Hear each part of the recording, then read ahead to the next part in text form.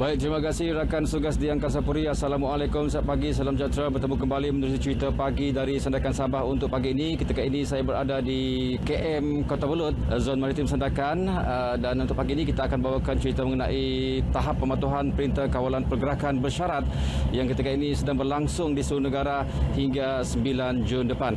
Dan untuk bercakap mengenai tahap pematuhan PKPB di kawasan perairan Sandakan ini, kita terus bersama dengan Kapten Maritim Zainuddin Muhammad Zuki.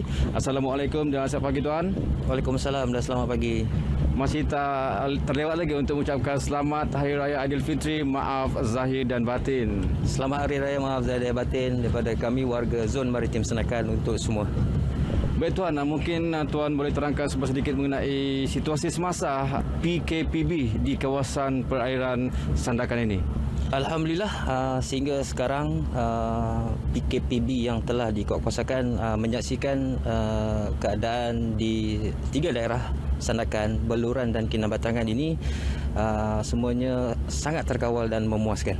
Bagaimana pula dengan tahap pematuhan yang ditunjukkan oleh masyarakat kawasan perairan yang menduduki kawasan perairan pantai dan juga kawasan-kawasan pulau di sekitar 3 daerah ini tuan? Apa yang saya boleh katakan di sini, pematuhan yang kita boleh saksikan adalah bagi aktiviti-aktiviti nelayan berjalan seperti biasa. Walau bagaimanapun, hasil pemeriksaan yang dilaksanakan oleh pihak FMM, saya boleh katakan mereka ataupun nelayan-nelayan patuh kepada arahan yang diberikan. Walau bagaimanapun, kita sentiasa mengingatkan supaya mereka sentiasa menjaga jarak sosial, menjaga kebersihan supaya kita sama-sama boleh menyekat penyebaran ataupun rantaian COVID-19 ini. Bagi pengguna-pengguna laut lain seperti bot penumpang yang berhampiran daripada pulau-pulau yang berhampiran, arahan semasa adalah hanya ketua keluarga yang boleh berurusan dan kurangkanlah pergerakan daripada pulau ke bandar untuk tujuan-tujuan logistik ataupun kumpulan-kumpulan lain. Dalam masa yang sama, kita ingatkan untuk sentiasa memakai life jacket supaya pergerakan mereka dari pulau ke destinasi bandar khususnya sentiasa selamat. Tuan, bagaimana pula dengan bot-bot yang sentiasa membawa penumpang daripada kawasan pulau ke Tanah Besar Sandakan, tuan? Adakah mereka juga mengikuti penjarakan sosial seperti yang ditetapkan oleh kerajaan?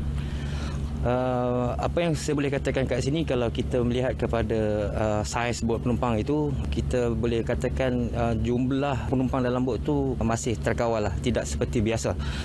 Kalau sebelum ini mungkin penuh, tapi sekarang mungkin separuh daripada tu hanya menggunakan bot penumpang.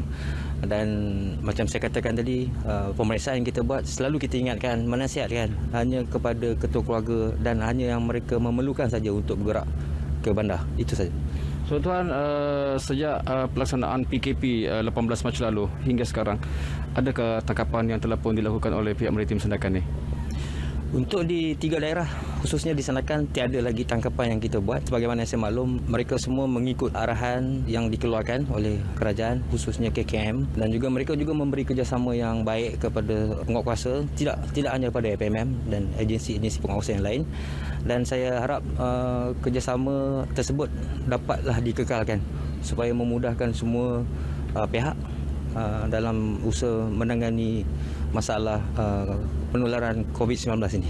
So bagaimana pula dengan penugasan untuk jenayah penguatkuasaan bagi jenayah rentas sempadan, tuan?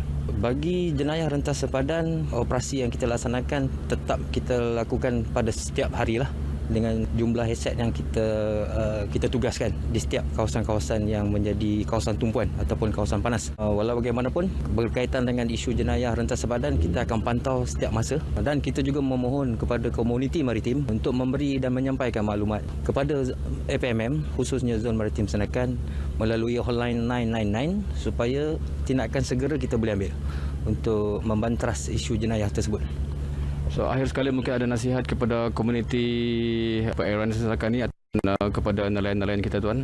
Sukacitanya saya ingin menasihatkan kepada semua pengguna laut, khususnya komuniti maritim di Sandakan, Beluran dan Kinabatangan, sentiasa patuhi segala peraturan yang telah diberikan untuk mengelakkan sebarang tindakan undang-undang yang boleh.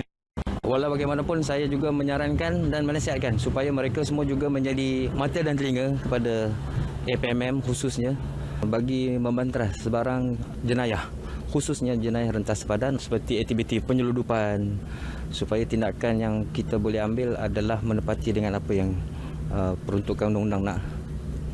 Baik, terima kasih Tuan. Okey, terima kasih banyak. Terima kasih banyak.